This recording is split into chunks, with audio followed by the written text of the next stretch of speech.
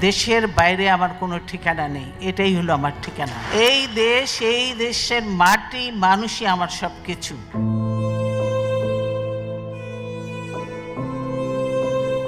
সাবেক প্রধানমন্ত্রী ও BNP chairperson Begum Khaleda জিয়ার মৃত্যুতে শোকস্তব্ধ দেশের মানুষ।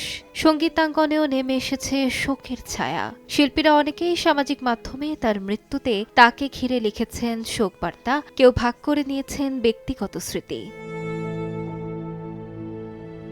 নগরবাউল জেমস সামাজিক মাধ্যমে লিখেছেন, শোক ও বিনম্র শ্রদ্ধা। বাংলাদেশের নির্বাচিত সাবেক প্রধানমন্ত্রী দেশনেত্রী বেগম খালেদা জিয়ার ইন্তেকালে আমরা গভীর শোক প্রকাশ করছি। মহান আল্লাহ যেন তাকে জান্নাতুল ফেরদৌসের সর্বোচ্চ মাকামে অধিষ্ঠিত করেন।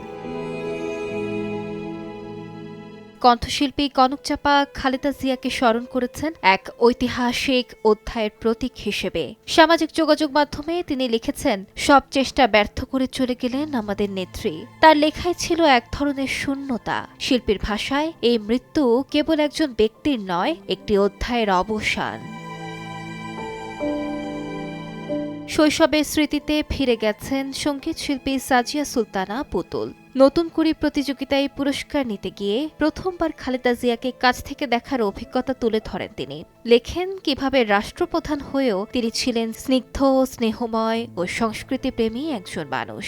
একজন শিল্পী হিসেবে তার কাছে সেই মুহূর্ত আজও অমলিন। পুতুলের ভাষায়, খালেদা জিয়া শুধু রাজনীতিবিদ নন, তিনি ছিলেন লাখো নারীর আত্মবিশ্বাসের প্রতীক। এছাড়াও খালেদা জিয়ার মৃত্যুতে শোক বার্তা লিখেছেন সঙ্গীতশিল্পী রবি চৌধুরী। প্রয়াত দেশনেত্রী খালেদা জিয়াকে উদ্দেশ্য করে তিনি লিখেছেন, ইন্না লিল্লাহি ওয়া ইন্না ইলাইহি রাজিউন। আল্লাহ তাকে জান্নাতবাসী করুন।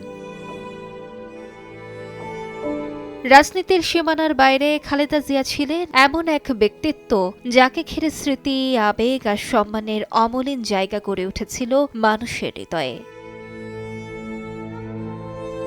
আলিশা ইসলাম, সময় সংবাদ।